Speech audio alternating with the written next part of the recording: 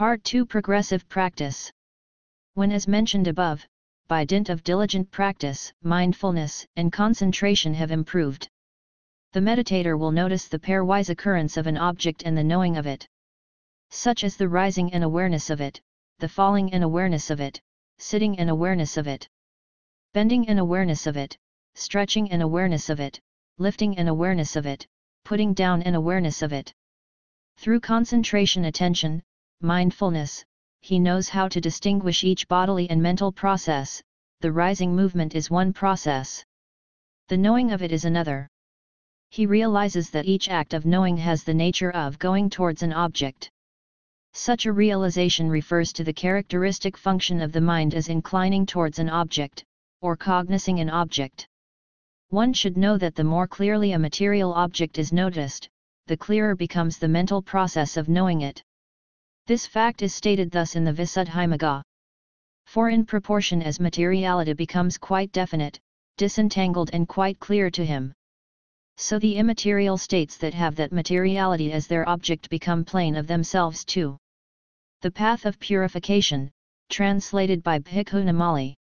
When the meditator comes to know the difference between a bodily process and a mental process, should he be a simple man, he would reflect from direct experience thus: there is the rising and the knowing it, the falling and knowing it, and so on and so forth. There is nothing else besides them. The words man or woman refer to the same process. There is no person or soul. Should he be a well-informed man, he would reflect from direct knowledge of the difference between a material process as object and a mental process of knowing it. Thus, it is true that there are only body and mind. Besides them there are none such entities as man or woman. While contemplating, one notices a material process as object and a mental process of knowing it. And it is to that pair alone that the terms of conventional usage, being, person or soul, man or woman, refer. But apart from that dual process there is no separate person or being, I or another, man or woman. When such reflections occur, the meditator must note reflecting, and go on observing the rising of the abdomen, and its falling. 7. With further progress in meditation, to the conscious state of an intention is evident before a bodily movement occurs. To the meditator first notices that intention. Though also to the start of his practice, he does notice intending, for instance, to bend an arm. Yet he cannot notice that state of consciousness distinctly. Now, at this more advanced stage, he clearly notices to the consciousness consisting of to the intention to bend. So he notices first to the conscious state of an intention to make a bodily movement. Then he notices to the particular bodily movement. To the beginning, because of omission to notice an intention, he thinks that bodily movement is quicker than to the mind knowing it. Now, at this advanced stage, mind appears to be to the forerunner. To the meditator readily notices the intention of bending, stretching, sitting, standing, going, and so on. He also clearly notices to the actual bending, stretching, etc. So he realizes to the fact that mind knowing a bodily process is quicker than to the material process. He experiences directly that a bodily process takes place after a preceding intention.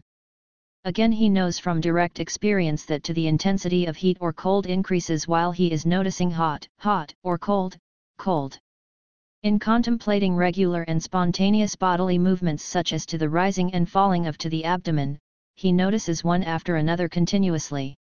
He also notices to the arising in him of mental images such as to the Buddha, an Araha, as well as any kind of sensation that arises in his body, such as itch, ache, heat, with attention directed on to the particular spot where to the sensation occurs. One sensation has hardly disappeared, then another arises, and he notices them all accordingly. While noticing every object as it arises, he is aware that a mental process of knowing depends on an object. Sometimes, to the rising and falling of to the abdomen is so faint that he finds nothing to notice. Then, it occurs to him that there can be no knowing without an object. When no noticing of to the rising and falling is possible, one should be aware of sitting and touching or lying and touching. Touching is to be noticed alternatively. For example, after noticing sitting, notice to the touch sensation at to the right foot, caused by its contact with to the ground or seat. Then, after noticing sitting, notice to the touch sensation at to the left foot. Into the same manner, notice to the touch sensation at several places. Again, in noticing seeing, hearing, to the meditator comes to know clearly that seeing arises from to the contact of eye and visual object and hearing arises from to the contact of ear and sound. Further he reflects, material processes of bending, stretching, and so on, follow mental processes of intending to bend, stretch and so forth. He goes on to reflect, one's body becomes hot or cold because of to the element of heat or cold, to the body exists on food and nourishment. Consciousness arises because there are objects to notice, seeing arises through visual objects, hearing through sounds, and also because there are to the sense organs, eye, ear etc. as conditioning factors. Intention and noticing result from previous experiences. Feelings, sensations, of all kinds are to the consequences of previous karma into the sense that material processes and mental processes take place ever since birth because of previous karma. There is nobody to create this body and mind, and all that happens has causal factors. Such reflections come to the meditator while he is noticing any object as it arises. He does not stop doing so to take time to reflect. While noticing objects as they arise, these reflections are so quick that they appear to be automatic. To the meditator, then, must note, reflecting, recognizing, and continue noticing objects as usual. After having reflected that material processes and mental processes being noticed are conditioned by to the previous processes of to the same nature, to the meditator reflects further that body and mind into the former existences were conditioned by to the preceding causes. That into the following existences body and mind will result from to the same causes. And apart from this dual process there is no separate being or person, only causes and effects taking place. Such reflections must also be noticed and then contemplation should go on as usual. Point 8. Such reflections will be many into the case of persons with a strong intellectual bent and less into the case of those with no such bent. Be that as it may, energetic noticing must be made of all these reflections. Noticing them will result in their reduction to a minimum, allowing insight to progress unimpeded by an excess of such reflections. It should be taken for granted that a minimum of reflections will suffice here. When concentration is practiced in an intensive manner, to the meditator may experience almost unbearable sensations, such as itching, aches, heat, dullness and stiffness. If mindful noticing is stopped, such sensations will disappear.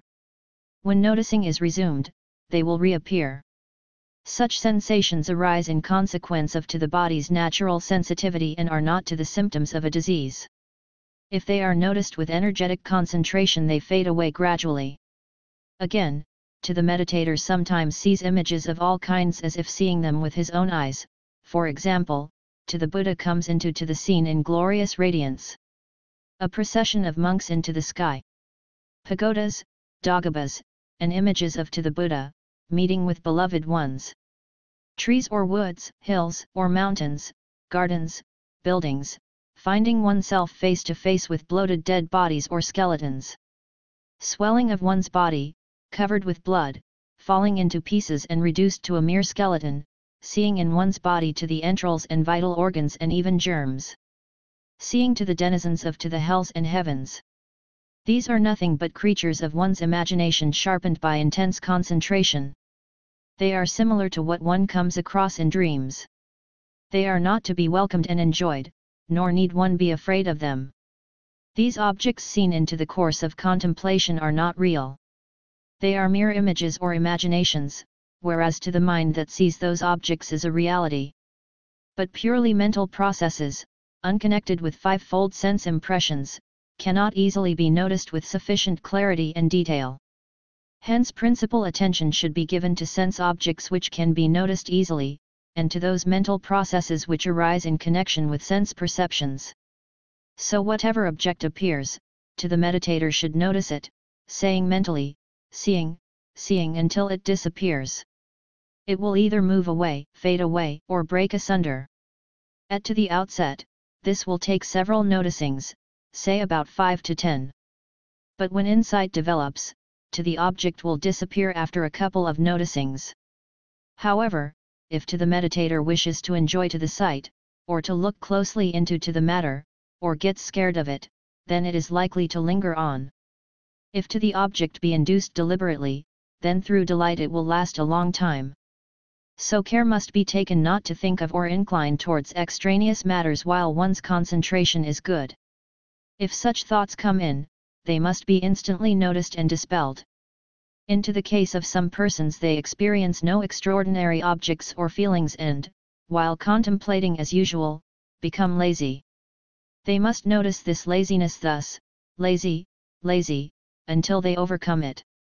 At this stage, whether or not the meditators come across extraordinary objects or feelings, they know clearly the initial, the intermediate and the final phases of every noticing.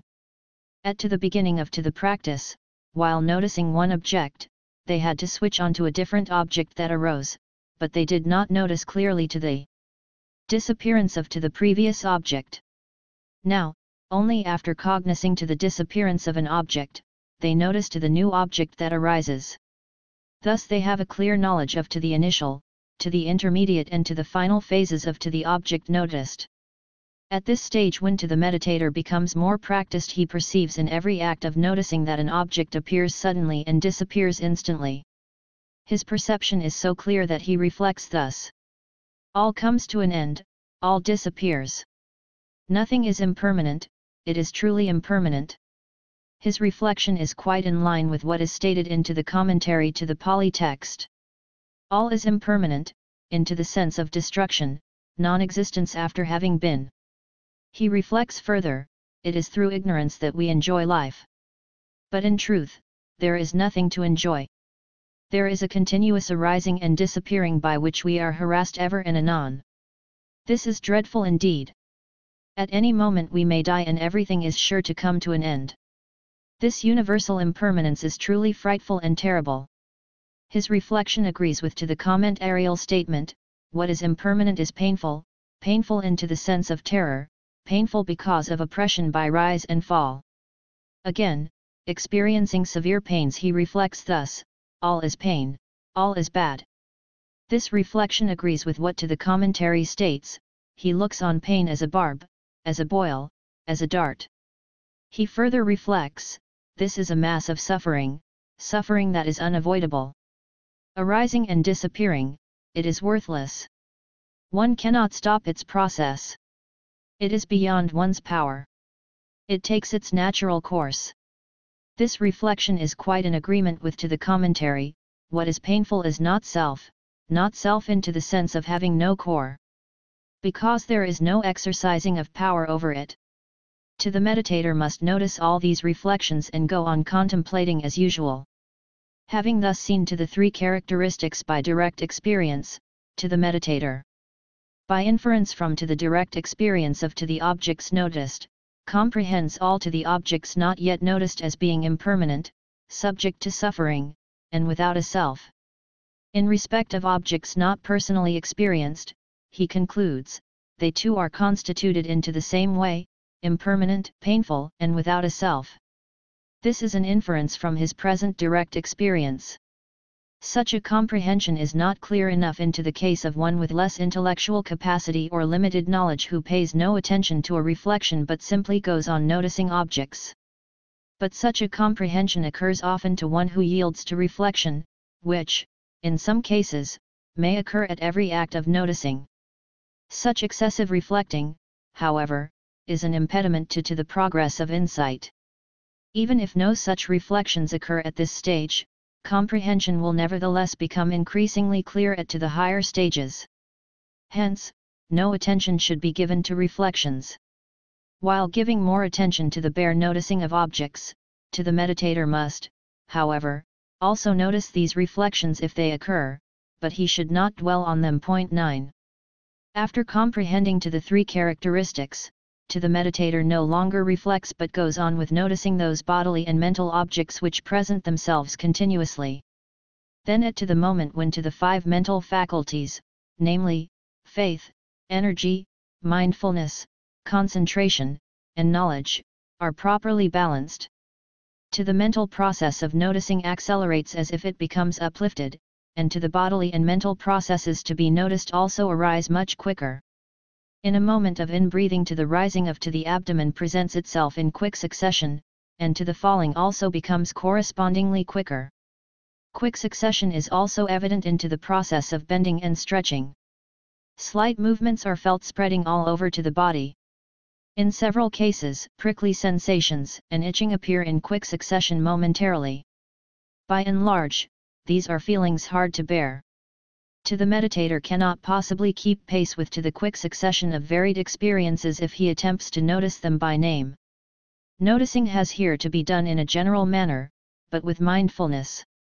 At this stage one need not try to notice details of to the objects arising in quick succession, but one should notice them generally. If one wishes to name them, a collective designation will be sufficient. If one attempts to follow them in a detailed manner, one will get tired soon. The important thing is to notice clearly and to comprehend what arises. At this stage, the usual contemplation focused on a few selected objects should be set aside and mindful noticing should attend to every object that arises at to the 6 sense doors. Only when one is not keen on this sort of noticing, then one should revert to the usual contemplation. Practical Vipassana meditation exercises. The following is a talk by the Venerable Ma Sayadaw, Agamehpeta, given to meditators on their induction at Ma's Meditation Center, Rangoon, Burma. It was translated from the Burmese by Unyinyi, and edited in 1997 by Bhikkhu Pasala. The practice of Vipassana or insight meditation is the effort to understand correctly the nature of the mental and physical phenomena within one's own body. Physical phenomena are the things or objects that one clearly perceives around and within one. The whole of one's body constitutes a group of material qualities, rupa. Mental phenomena are acts of consciousness or awareness, nma. These are clearly perceived whenever things are seen, heard, smelt, tasted, touched, or thought of. We must make ourselves aware of these mental phenomena by observing them and noting thus. Seeing, hearing, smelling, tasting, touching, or thinking. Every time one sees, hears, smells, tastes, touches, or thinks, one should make a note of the fact. However, in the beginning of one's practice, one cannot make a note all of these events. One should, therefore, begin with noting those events which are conspicuous and easily perceivable. With every act of breathing, the abdomen rises and falls. This movement is always evident. This is the material quality known as the element of motion, Sayadaw. One should begin by noting this movement, which may be done by mentally observing the abdomen. You will find the abdomen rising when you breathe in, and falling when you breathe out. The rising should be noted mentally as rising, and the falling as falling. If the movement is not evident by just noting it mentally, keep touching the abdomen with the palm of your hand. Do not alter the manner of your breathing. Neither slow it down, nor make it faster. Do not breathe too vigorously, either. You will tire if you change the manner of your breathing. Breathe steadily as usual and note the rising and falling of the abdomen as they occur.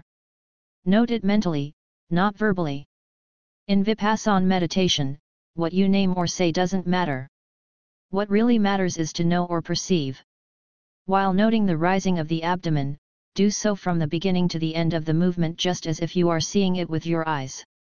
Do the same with the falling movement. Note the rising movement in such a way that your awareness of it is concurrent with the movement itself. The movement and the mental awareness of it should coincide in the same way as a stone thrown hits the target. Similarly with the falling movement. Your mind may wander elsewhere while you are noting the abdominal movement. This must also be noted by mentally saying, wandering. When this has been noted once or twice, the mind stops wandering, in which case you return to noting the rising and falling of the abdomen. If the mind reaches somewhere, note as reaching. Then return to the rising and falling of the abdomen. If you imagine meeting somebody, note as meeting, meeting. Then return to the rising and falling. If you imagine meeting and talking to somebody, note as talking, talking. In short, whatever thought or reflection occurs should be noted. If you imagine, note as imagining. If you think, thinking. If you plan, planning. If you perceive, perceiving. If you reflect, reflecting. If you feel happy, happy. If you feel bored, bored. If you feel glad, glad. If you feel disheartened, disheartened. Noting all these acts of consciousness is called Vipassana. Because we fail to note these acts of consciousness, we tend to identify them with a person or individual. We tend to think that it is I who is imagining, thinking, planning, knowing or perceiving. We think that there is a person who, from childhood onwards, has been living and thinking. Actually, no such person exists. There are instead only these continuing and successive acts of consciousness. That is why we have to note these acts of consciousness and know them for what they are. So we have to note each and every act of consciousness as it arises. When so noted, it tends to disappear. We then return to noting the rising and falling of the abdomen. When you have sat meditating for a long time, sensations of stiffness and heat will arise in your body. These are to be noted carefully too. Similarly with sensations of pain and fatigue. All of these sensations are dukkhavdan, feeling of unsatisfactoriness, and noting them is Vipassana. Failure or omission to note these sensations makes you think, I am stiff, I am feeling hot, I am in pain. I was all right a moment ago. Now I am uneasy with these unpleasant sensations. The identification of these sensations with the ego is mistaken. There is really no I involved, only a succession of one new unpleasant sensation after another. It is just like a continuous succession of new electrical impulses that light up an electric lamp. Every time unpleasant contacts are encountered in the body, unpleasant sensations arise one after another. These sensations should be carefully and intently noted, whether they are sensations of stiffness, of heat, or of pain. In the beginning of one's meditation practice, these sensations may tend to increase and lead to a desire to change one's posture. This desire should be noted, after which the meditator should return to noting the sensations of stiffness, heat etc. There is a saying, patience leads to nibbana. This saying is particularly relevant in meditation practice. One must be patient to meditate. If one shifts or changes one's posture too often because one cannot bear the sensation of stiffness or heat that arises, good concentration, samadhi, cannot develop. If concentration cannot develop, insight cannot result and there can be no attainment of the path, magga, the fruit of that path, phala, or nibbana. That is why patience is needed in meditation. It is mostly patience with unpleasant sensations in the body like stiffness, heat, pain, and other unpleasant sensations. On the appearance of such sensations one should not immediately change one's posture. One should continue patiently, just noting as stiff, stiff, or hot, hot. Moderate unpleasant sensations will disappear if one notes them patiently. When concentration is strong, even intense sensations tend to disappear. One then reverts to noting the rising and falling of the abdomen. One will, of course, have to change one's posture if the sensations do not disappear even after noting them for a long time, or if they become unbearable. One should then begin by noting wanting to change, wanting to change. If one raises the arm, note as raising, raising. If one moves, note as moving, moving. This change should be made gently and noted as raising, raising, moving, moving, and touching, touching. If the body sways, note swaying, swaying. If you raise the foot, note raising, raising. If you move it, note moving, moving. If you drop it, note dropping, dropping. When there is no more movement, return to noting the rising and falling of the abdomen. There must be no gaps, but continuity between a preceding act of noting and a succeeding one. Between a preceding state of concentration and a succeeding one, between a preceding act of intelligence and a succeeding one. Only then will there be successive and ascending stages of maturity in the meditator's understanding. Knowledge of the path and its fruition are attained only when there is this kind of accumulated momentum. The meditative process is like that of producing fire by energetically and unremittingly rubbing two sticks of wood together to generate enough heat to make fire. In the same way, the noting in Vipassana meditation should be continuous and unremitting, without any interval between acts of noting, whatever phenomena may arise.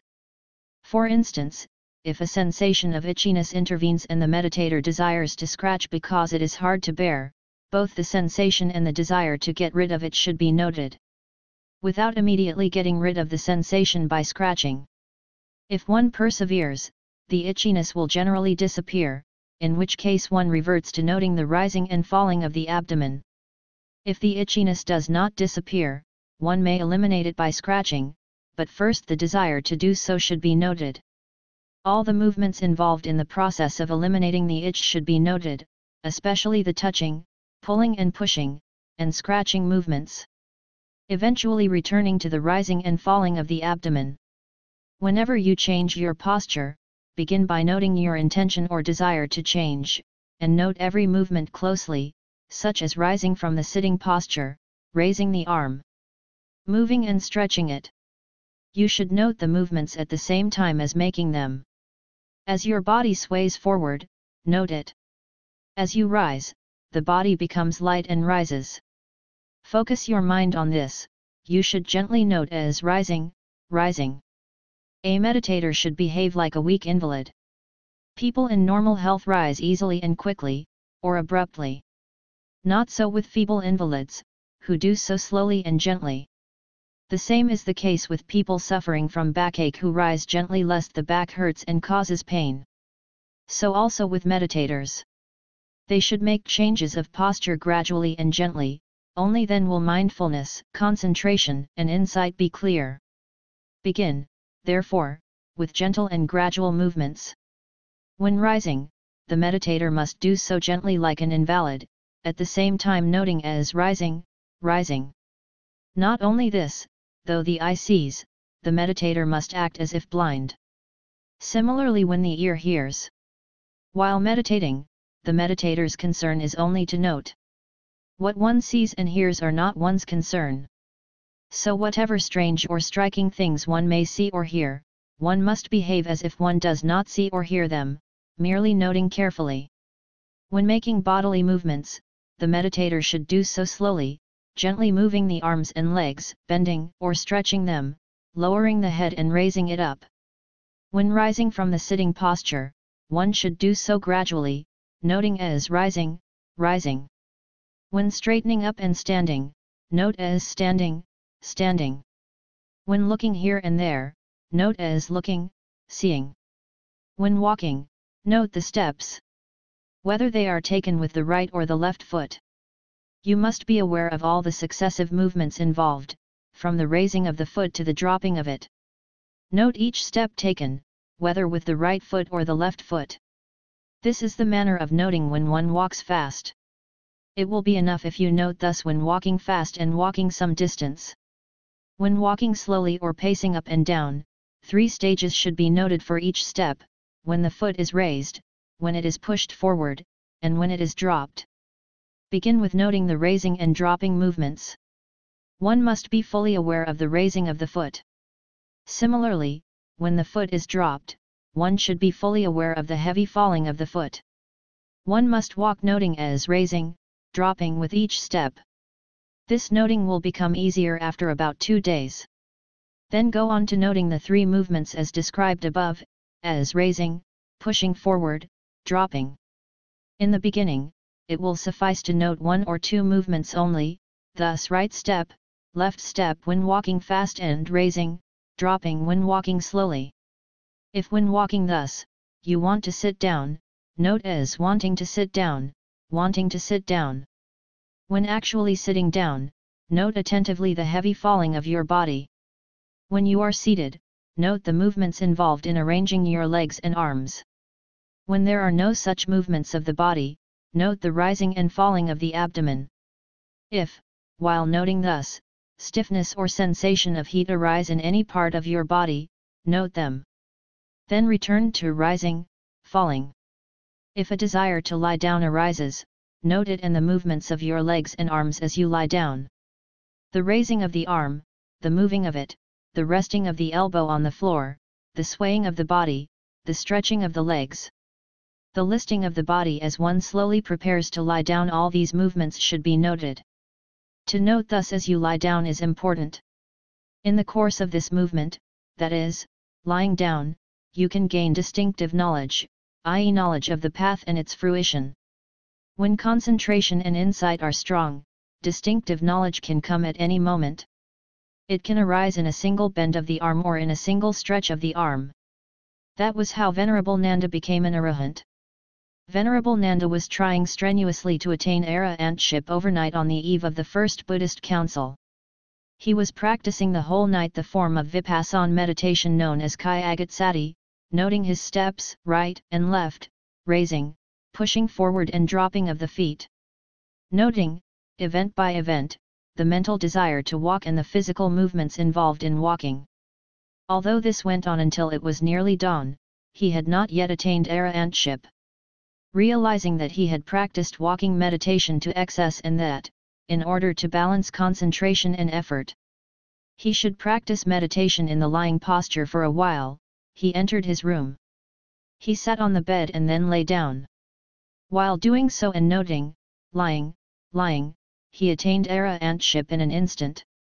Venerable Nanda was only a stream winner, satpana, before he lay down. From the stage of a stream winner he reached the stages of a once returner, sakajmi, a non-returner, engmai, and an arahant, the final stage of the path. Reaching these three successive stages of the higher path took only a moment. Remember this example of Venerable Nanda's attainment of arahantship. Such attainment can come at any moment and need not take long. That is why meditators should always note diligently.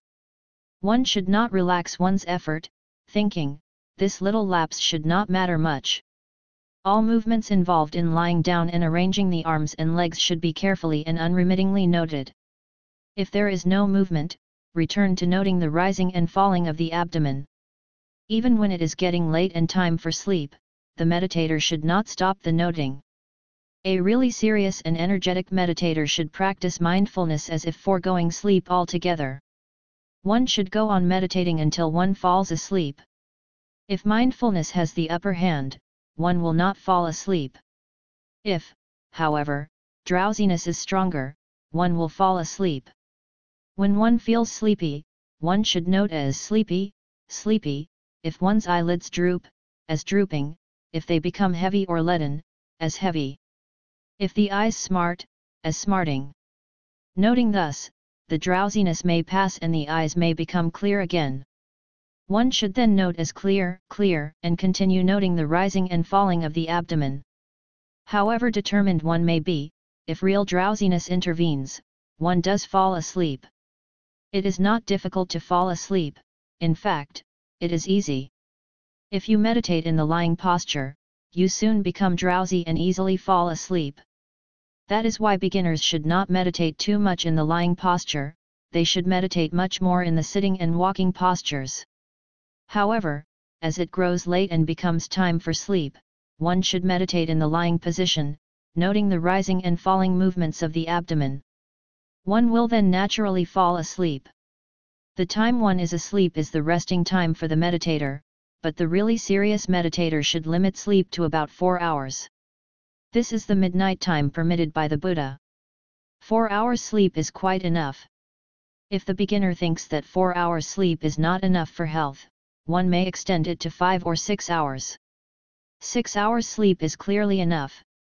When one wakes up, one should immediately resume noting.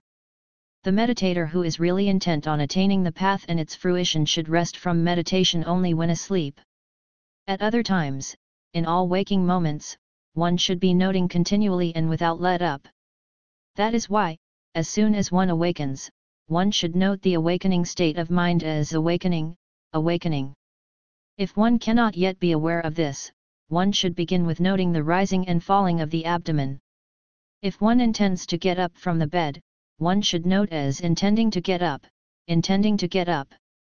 One should then note the movements one makes as one moves one's arms and legs. When one raises one's head and rises, one notes as rising, rising. When one is seated, one notes as sitting, sitting. If one makes any movements as one arranges one's arms and legs, all of these movements should also be noted. If there are no such changes, one should revert to noting the rising and falling movements of the abdomen. One should note when one washes one's face and when one takes a bath. As the movements involved in these acts are rather quick, as many of them should be noted as possible. There are then the acts of dressing, of tidying up the bed, of opening and closing the door. All these should also be noted as precisely as possible. When one has one's meal and looks at the table, one should note as looking, seeing, looking, seeing. When one extends one's hand towards the food, touches it, collects it and arranges it, handles it and brings it to the mouth, bends one head and puts the morsel into one's mouth, drops one's arm and raises one's head again, all these movements should be duly noted. This way of noting is in accordance with the Burmese way of taking a meal. Those who use fork and spoon or chopsticks should note the movements in an appropriate manner. When one chews the food, one should note as chewing, chewing.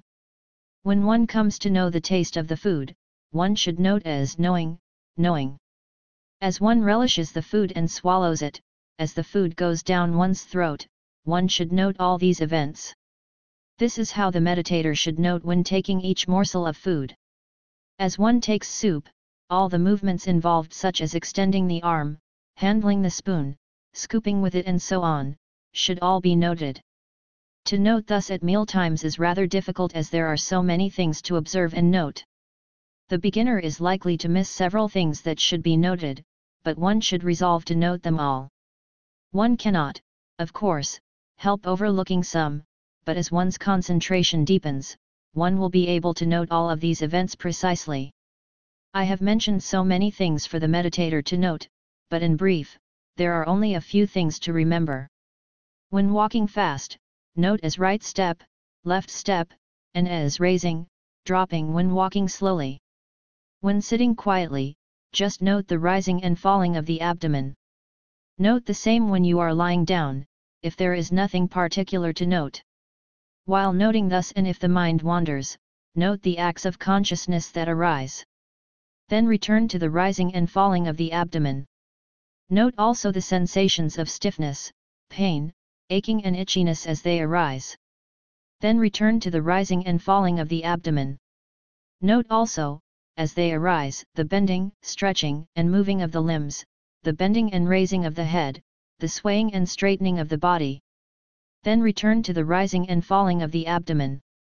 As one goes on noting thus, one will be able to note more and more of these events. In the beginning, as the mind wanders here and there, one may miss many things, but one should not be disheartened. Every beginner encounters the same difficulty, but as one becomes more skilled, one becomes aware of every act of mind wandering until, eventually, the mind does not wander anymore. The mind is then revet onto the object of its attention, the act of mindfulness becoming almost simultaneous with the object of its attention. In other words, the rising of the abdomen becomes concurrent with the act of noting it, and similarly with the falling of the abdomen. The physical object of attention and the mental act of noting occur as a pair. There is in this occurrence no person or individual involved, only the physical object and the mental act of noting it, occurring in tandem. The meditator will, in time, actually and personally experience these occurrences. While noting the rising and falling of the abdomen, one will come to distinguish the rising of the abdomen as physical phenomenon and the mental act of noting it as mental phenomenon. Similarly with the falling of the abdomen. Thus the meditator will distinctly realize the simultaneous occurrence in pairs of these psychophysical phenomena.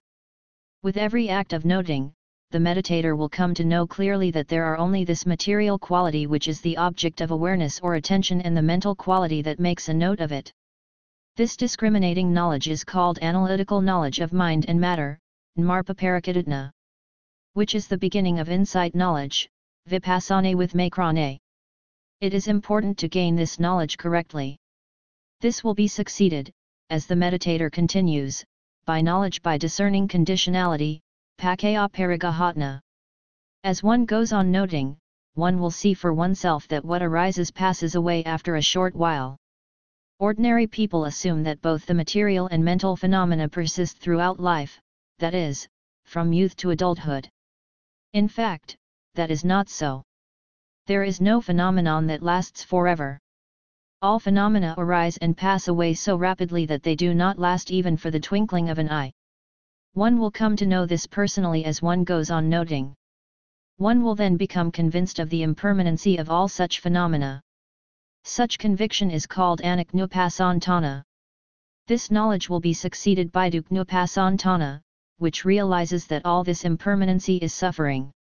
The meditator is also likely to encounter all kinds of hardship in the body, which is just an aggregate of suffering. This is also Duknupasantana. Next, the meditator will become convinced that all these psychophysical phenomena are occurring of their own accord. Following nobody's will and subject to nobody's control. They constitute no individual or ego entity. This realization Isanatanupasanatna. When, as one continues meditating, one comes to realize firmly that all these phenomena are anicca, dukkha and anatta, one will attain nibbana. All the former Buddhas, Arahants, and Aryas realized nibbana by following this very path.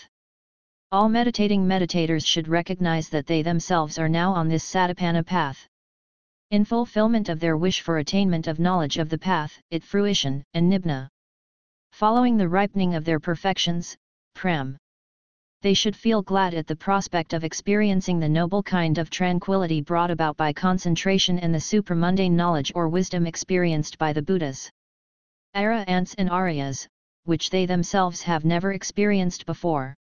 It will not be very long before they experience this knowledge for themselves.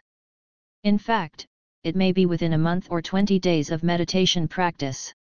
Those whose perfections are exceptional may have these experiences within 7 days.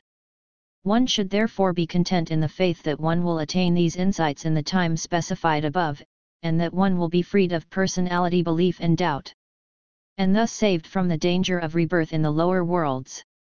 One should continue one's meditation practice optimistically with this faith. May you all be able to practice meditation well and quickly attain that nibbana which the Buddhas, Arahants, and Aryas have experienced. Stu. Stu. Stu. Well done. Well done. Well done.